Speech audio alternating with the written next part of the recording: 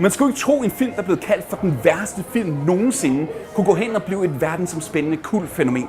Men det er altså det, der er sket for The Room, som er Wiseaus dybt bizarre drama, som er gennemsyret af hæslig dialog og skrækkelige skuespil.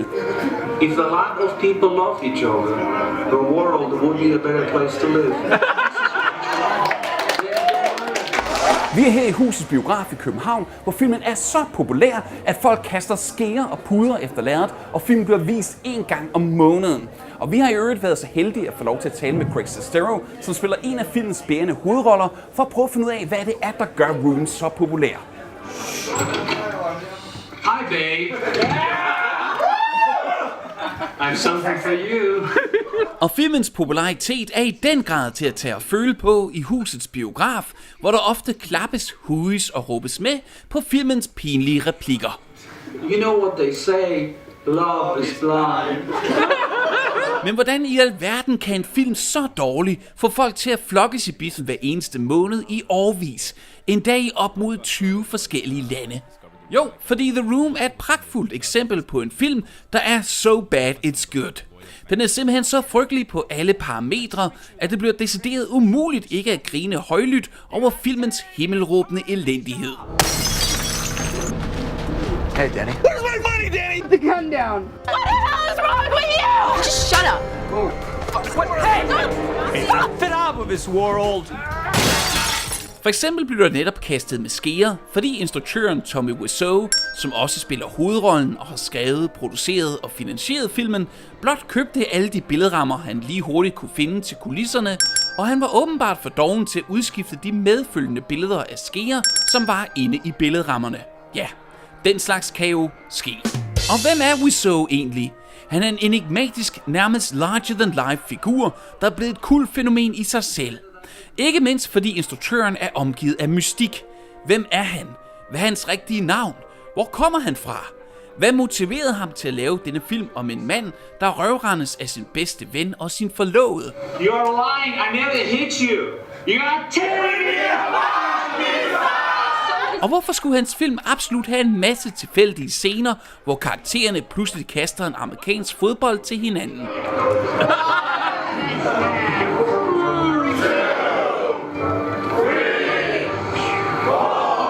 Nogle af disse spørgsmål forsøger skuespilleren Greg Sestero at besvare i sin fremragende bog The Disaster Artist, som han har skrevet sammen med Tom Bissell. What happens when your dream comes true? In the opposite way. What if your greatest feat was also your greatest failure? My name is Greg Sestero. From as far as I can remember, I wanted to be in movies. Den kritikerroste bog giver os ikke blot et fascinerende og morsomt indblik i skabelsen af The Room, men også et forbavsende dybfølt og oprigtigt portræt af en ung mands forsøg på at slå igennem i Hollywood, og af venskabet mellem den ambitiøse Sestero og den misforståede Wiseau, som kendte hinanden flere år forinden The Room, efter de mødte hinanden til skuespillektioner. The fact that I get to come to Denmark, you know, in countries like I'm going to Iceland of all places, you know, so The Room is its own beast, but you know, these experiences are what make it all worth it. When did it actually hit you? Oh, okay, this movie has really taken off. It is really become like a huge cultural phenomenon. Not even domestically in the States, but like in countries around the world. I think it was 2010 when an Entertainment Weekly writer put together this huge article about the fan base, that it was being studied in universities, and that kind of blew my mind. And then ever since then, I think it was around 2010 that the whole thing exploded. Of course, you've been to different countries. Have you met very different perceptions of The Room? Is it different from country to country? Is it like a certain place where the reaction is very much different from say the States or Denmark? I think everyone has their own flavor kind of, but one thing that's in common is everybody that shows up has a lot of passion for it, and they're very interactive, and everyone seems really happy. I'd probably say the most unique ritual that's done everywhere I've ever been is the spoon throwing, because I think that whenever you bring that up to people, and you're like, oh, when you go to see this movie, there are plastic spoons that are thrown at the screen, that's where everyone pauses, and it grabs their interest. Have you ever encountered anyone who's really, taking the movie as serious as Tommy Wiseau did? Is there anyone out there who really gets it the way he gets it? Yeah, there have been some people that when they saw the film, they saw like a psychological piece about the maker and what he was thinking when he was trying to get across. Kind of intellectualizes the room, but for the most part, everyone's there, you know, kind of for the same reason. They find it unique. It's a different film, and they're just there to kind of interact with it and share their passion for the goofiness. Cool. It also seems like, after reading your book, that you certainly expected this reaction to the movie, you know, that it wouldn't be taken seriously. But like, what about with Tommy? Do you think he has at some point reconciled himself with the perception, the general perception of the movie, or is he not really aware of it? Is he lying to himself, or what do you think? Well, I mean, he did have serious aspirations with the film, and it's hard to make that judgment when you travel around the world and people are showing up 6, 7 sold out shows to see the film, to see you do a Q&A. I think for Tommy, you know, at the end of the day, that's what he sees. Whether it's considered a bad film or a funny film, it doesn't really matter because people love it. And so he accomplished getting a reaction from his audience. So, you know, I think that's where he draws the line. Mm-hmm. Tommy predicted his romantic drama would conquer the world. And in a way, it did. There's a movie that's been called the Citizen Kane of bad films. They said it's the best, worst movie ever made. It is like no experience you will ever have. The Disaster Artist er som sagt en fremragende bog, så det er intet under, at bogen er ved at blive filmatiseret, nærmere bestemt af James Franco, som både instruerer filmen og spiller Tommy Wiseau, imens hans lillebror Dave Franco spiller Sestero. Og udover at tale med den virkelige Sestero, så fik Moovy TV også drøftet The Room med Elias Eliot, som er en af de 2 værter på den populære podcast Han Duo, der omhandler både film, serier og spil. Og Elias er ikke blot en af verdens førende The Room-eksperter, han er faktisk også manden, der fik filmen til Danmark. Første gang, jeg fandt ud af, at den her film eksisterede, det var på en bustur. Jeg tror, jeg havde været i Prag på lidt ferie, så tog jeg bussen hjem, fordi jeg ikke havde specielt mange penge dengang. Og på vej i bussen, så læste jeg et Empire, et engelsk filmmagasin, hvor de havde et interview med Tommy Wiseau, som har instrueret The Room. Og jeg har aldrig hørt om filmen, jeg har aldrig hørt om instruktøren, og jeg var bare sådan dybt fascineret af at læse. Det var også et interview med ham samtidig. Og jeg så tænkte, hvem fanden er han? Altså, hvad er han for en type? Hvad er han for en person? Og så også at læse om den her film, og det følge, den havde. Og jeg tænkte bare, det her det lyder simpelthen for interessant til, at jeg ikke kan lade den være. Så da jeg kom hjem, så det første, jeg gjorde, det var at bestille den på Amazon på DVD. Og så havde jeg den liggende derhjemme i et ret godt stykke tid, fordi jeg havde det sådan lidt, hver gang jeg tænkte, nu skal jeg lige have set den, så var der bare et eller andet i mig, sådan, orker jeg at sætte en film på, som bare ved er helt vildt dårlig. Og så en dag, så havde jeg haft den liggende i et par måneder, så tænkte jeg, nu sætter jeg bare ned og ser de første 10 minutter af den. Bare lige for at få en fornemmelse af den, og så se, hvad det er for noget. Og den med, jeg så den hele filmen, og jeg var chokeret. Altså jeg tror, chokeret og dybt begejstret på samme tid er nok den bedste beskrivelse, jeg kan komme af det. Og jeg sad og grinede meget, meget, meget højt. Det var lidt ligesom, jeg havde forventninger, men de blev fuldstændig sprængt til atomer, de forventninger, jeg havde. Jeg var sådan virkelig helt på røven over, hvor vanvittig den her film var. Så jeg sådan, jeg skal gøre et eller andet med den her film. Jeg skal have den ud. Jeg bliver nødt til at skabe noget med den her fantastiske film. Der er flere, der skal se den. Og så kontaktede jeg så en fyr, der hedder Jack Stevenson, som er den daglige leder af Husets Biograf. Og jeg fortalte ham så om den her film, The Room, som jeg sagde, det er en fantastisk film. Den er blevet kaldt verdens dårligste film. Den bliver vist i USA, og vi bliver nødt til at gøre det samme her. Og han har aldrig hørt om den. Men med det samme sammen, det lyder sjovt, lad os gøre det. Og jeg kan huske, at der, hvor jeg vidste, at det her det er en succes, det var til midnatsvisningen, hvor at folk, altså det var sådan noget med, at folk de hiv vodkaflasker med ind og sad bare i bagerst i salen og bællede og var baldrende stive. Og det var der var en, der kom ud, jeg tror, vi har kørt den 10 minutter eller sådan noget, så var en, der kom væltende ud af biografen, og som bare løb ud til vasken på toilettet og bare kastede op ud over det hele, bare brækkede sig for sindssygt. Der er sådan lidt, vi har et hit, nu er det en succes. Og det var det også. Og vi har kørt den første fredag lige siden, og der er nærmest udsolgt hver gang. Hi. Can I help you? Yeah, can I have a dozen red roses, please? Oh, hi, Johnny. I didn't know it was you. That's me. How much is it? It'll be $18. Go, keep the change. Hi, doggy. Det er som om, at den tager de sidste 120 års filmviden, som er blevet opbygget gennem erfaring og gennem at prøve ting af og fejle osv. Alt det, vi har lært igennem alle de år, vi har lavet film, alle de regler, alle de ting, og fuldstændig dropper dem og skider på dem, smider mod vinduet og gør det bare sit eget. Det er som om, at Tommy, som har lavet den, har haft en fornemmelse af, hvad der er i filmen. Oversigtsbilleder, overgangsbilleder og forskellige scener og ind- og udgang, men uden at have forståelsen for, i hvilken kontekst de skal bruges, men bare klasker dem ind, fordi det er jo en film. Så det bliver sådan en virkelig fantastisk, surrealistisk oplevelse, hvor du aldrig ved, hvad der venter rundt om det næste hjørne. Det er lidt ligesom et virkelig godt stand-up show, hvor at du konstant bliver overrasket af punchlines, og så formår den også noget ret unikt, og det er at skabe et rum, hvor de normale regler for, hvad biografen bliver brudt ned. Når man er i biografen, skal man holde kæft. Punktum. Det er okay at sidde og viske sammen, men man skal holde kæft. Man skal ikke sidde og snakke under en film og ødelægge det for andre. Til The Room, der skal man sidde og være med i filmen. Man skal interagere med filmen. Og før man gør det, så bliver det ikke den ultimative oplevelse. Så det er også derfor, man ser, at folk de har plastikskeer og kaster mod lærredet. Men der er pudekampe. Folk sidder og råber replikker op til karaktererne på lærredet. Så det bliver sådan en fælles oplevelse. Og det bliver en enormt humoristisk oplevelse. Og det bliver sådan et meget unikt socialt rum, hvor man i nærmest de 2 timer, den næsten varer, er sammen med sin medpublikum på en måde, man ellers ikke er sammen på, når man ender at se film. Jeg har set utrolig mange komme ind, som har været fremmede, da de gik ind, og så kommer de ud og griner og snakker sammen om den her film, de lige har set. Så det er noget, der bringer folk sammen. Og det er fandme unikt, og jeg har ikke set nogen film endnu, der har gjort det samme. Og jeg tror, det er derfor, at den holder. Og jeg tror, det er derfor, at den bliver ved med at få et publikum. How's work today? Oh, pretty good. We got a new client at the bank. We make a lot of money. What client? I cannot tell you. It's confidential. Oh, come on. Why not? No, I can't. Anyway, how is your sex life? Well, Greg, I was wondering, like, do you have like a personal take on the film? Because when I was watching it, I was feeling like this is a movie where, you know, everything is going against Johnny. I mean, who's of course played by Tommy, so the names are also very close, you know? Yeah. So it's like, is it a sort of a promotional video for him? Because everybody's like screwing him behind his back. I mean, his work and his best friend and his lover. Is that why the movie was made? At first I thought it was a movie about football. But then I realized it's just a movie that shows Johnny is a perfect human being amongst all these horrible people. And Johnny's a perfect person. Who just got tangled up with the wrong friends. Of course.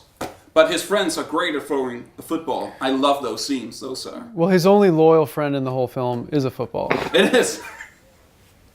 Sorry. That is true. It's the only one who always wants to play with him and never goes behind his back, you know? Yeah, Never... that's life. Yeah, it is. We finally deciphered the room. That's what it means. It's all about the football. The keys in football. By the way, how's your sex life? It's all right. It's all right.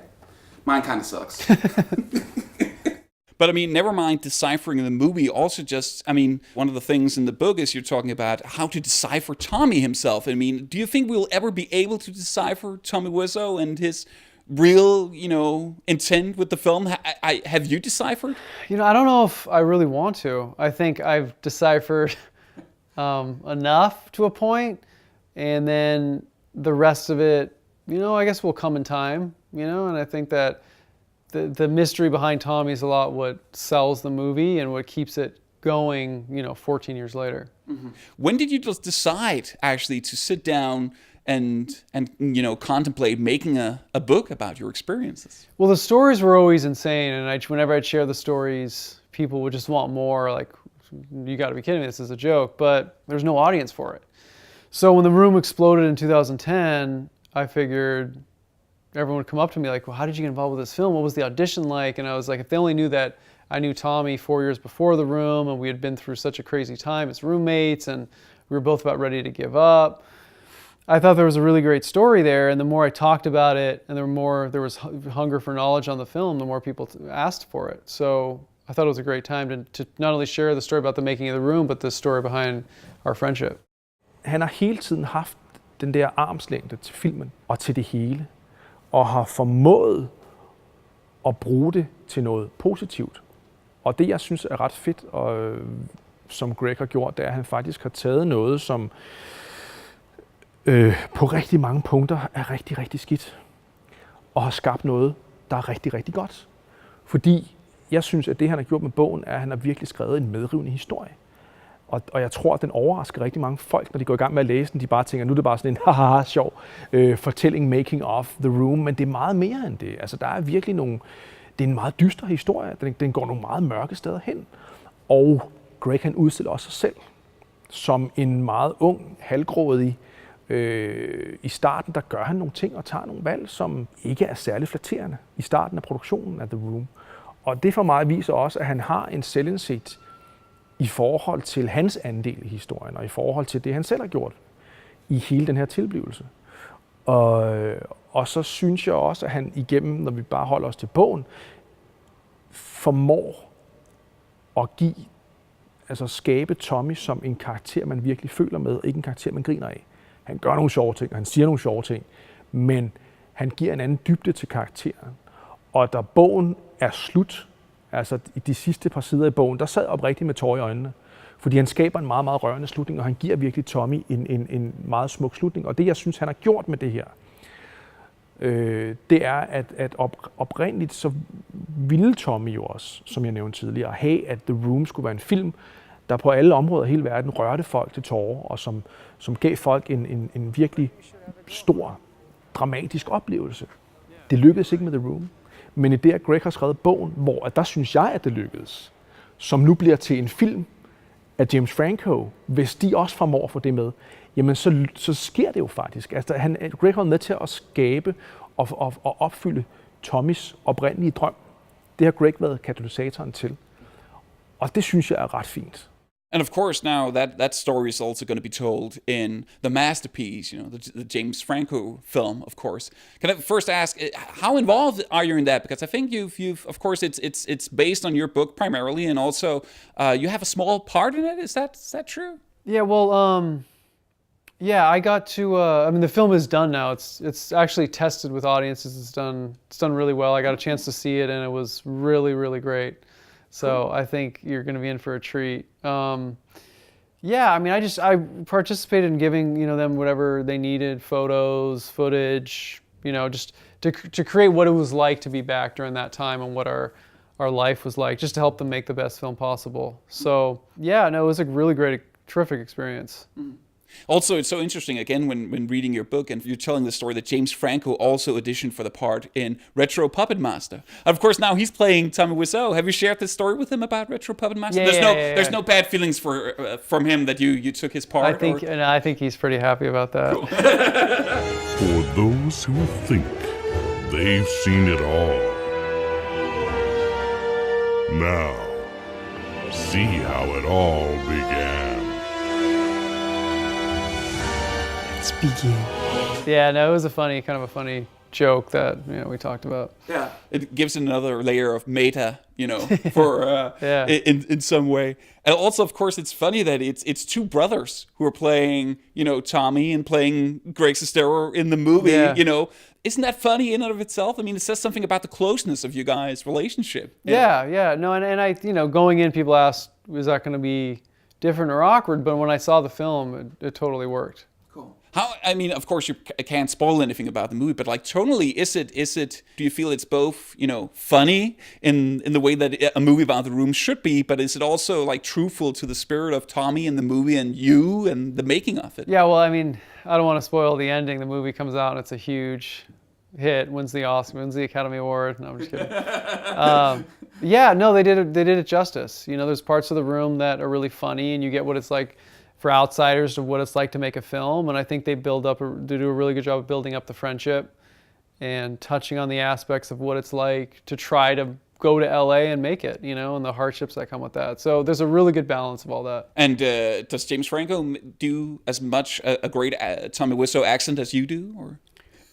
It's close. It's just obviously it's different because I've been around Tommy for years, but he did a tremendous job as Tommy, and I really hope he wins something for it, because that not only would be amazing, but I think he deserves it. It would be really cool. Cool. And also, did you have like any discussions with Dave, about playing you, or did he want to do it, on his own, or how? Yeah, no, we had a great talk. He's a great kid. Really got the story, what the journey was like, and being in something that you didn't know anything was going to happen with it, but you were earnest and trying to help a friend. And so he was great. Mm-hmm. Has there ever been talk? I mean, it's probably something you're asked about constantly, but about The Room 2? I mean, if they can make a Samurai Cop 2, you know? You know what? With The Room, I don't know if you could recapture that magic, because I think it just came in a time and place where so many things had to go right or wrong, whatever way you want to look at it. But it just worked, and it was very earnest. And so what I'm working on now probably is the closest thing we'll get to something like that, but it's a totally different story, a totally different feel. But you know, my goal is to tell a really great story and a great movie and kind of recapture Tommy and I working together in another movie. Hey, you. I'm so sorry about your family. I cannot help you with ninja and karate. But guess what? I can offer you a little job. Come on, get in. Come on. Nu laver han så den her Best Friends-film, som han har skrevet og produceret og spiller med i, hvor han har hævet Tommy med ind igen som skuespiller efter 15 år, hvor de kan lave noget sammen. Og netop med det henblik og prøve at skabe noget med Tommy, som ikke er The Room, men som stadigvæk har nogen tråde dertil, men som blandt andet på, altså rent teknisk, er lysår foran The Room. Altså han vil lave noget, som virkelig er lækkert, og som ser rigtig godt ud, og som har en kæmpe kvalitet omkring sig. Og så har han så skrevet den her rolle, som den her bedemand Harvey, som han oprindeligt ikke havde tiltænkt nogen. Han har bare skrevet den, og så da han har skrevet manuskriptet, kunne han bare sige, at der er kun én person, der kan spille den her rolle, og det er Tommy. Og så havde han tilbudt Tommy rollen, for han havde ikke tiltænkt det fra starten, men han havde tilbudt Tommy den her rolle, som Tommy rimelig hurtigt. Jeg tror, han var lidt forundret over at få tilbudt den, men så læste han den og var ret glad for det og sagde ja. Og hans mål, det er igen at prøve at vise, hvad det er, Tommy kan. Fordi man kan sige, at Tommy bliver aldrig den store skuespiller. Han kommer sgu aldrig til at vinde en Oscar for sit skuespil. Let's be honest. Men man kan ikke tage fra ham, at han har en karisma, når han er på. Specielt karisma, men han har en karisma. Og når han er til stede på lærredet, på skærmen, så har han et eller andet. Og det er det, han vil prøve med den her film, at få frem så meget som overhovedet muligt, og give Tommy en mulighed for at give det bedste, han overhovedet kan. You tell this story about when you're driving with Tommy and he offers you the part and he says, you don't want to miss the boat, you know? And this will be great for you. I mean, do you feel grateful now for this whole experience? Absolutely, yeah. I mean, I know what it would be like to not have anything, and I think that would be the most terrifying thing, where you're just sitting in an ocean with nothing, you know, and hoping maybe you get a line or a role.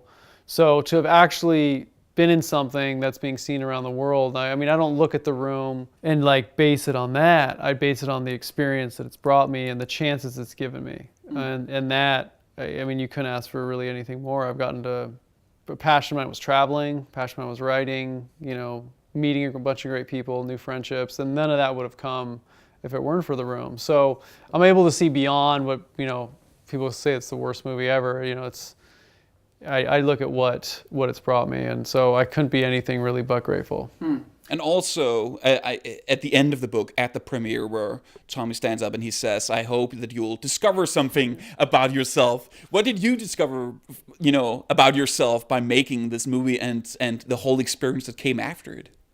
I think it taught me patience, and it also made me realize that I did have a good amount of patience to start with. And it taught me a lot about perseverance, because I saw the process of everyone kind of not accepting Tommy, not giving him a chance, not believing him, and then, you know, I think the billboard is very much a signal for this whole thing. Mm-hmm. It goes up, everybody makes fun of it. It stays up, everyone makes fun of it. But in the end, it worked. And so it's become a thing where people talk about it because it was done in a different way, and people responded to it. So I've just learned to not, if you have a vision and a passion, follow it, because you know, you don't know what might be at the end. It's obviously may not be what you envisioned or hoped for, but if you don't take the journey, you'll never know. And I think that's the worst part, is not trying. So you can come out now, Johnny. She's gone. In a few minutes, bitch. Der er mange, der griner af Tommy. Der er mange, der siger, at han jo ikke anede, hvad fanden han lavede, og ja, til dels giver jeg dem ret. Han mente jo selv oprigtigt, at det skulle være, da han lavede den, et seriøst drama, der skulle få folk til at grine, og den skulle røre mennesker i hele verden, og det har den også gjort. ikke lige på den måde, han regnede med. Men man kan ikke tage fra ham, at det, han har skabt, bevidst, måske mere ubevidst, er et virkelig unikt stykke filmhistorie. Altså som jeg har ikke set lignende før. Fordi det, jeg oplever, det er, at folk de forelsker sig i filmen. Så det bliver mere en grinen med filmen. Ikke så meget grinen af Tommys måske manglende muligheder eller manglende evner til at skabe det mesterværk, han rigtig gerne vil skabe. Men mere, at man griner med den, fordi den er så virkelig, virkelig underholdende.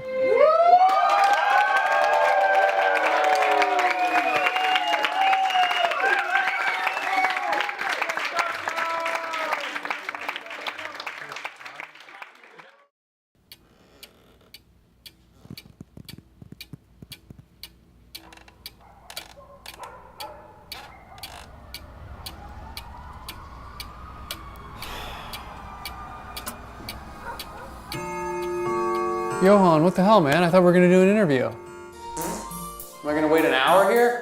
In a few minutes, bitch. I'm so sorry I'm calling you bitch. Oh, hi, Mark.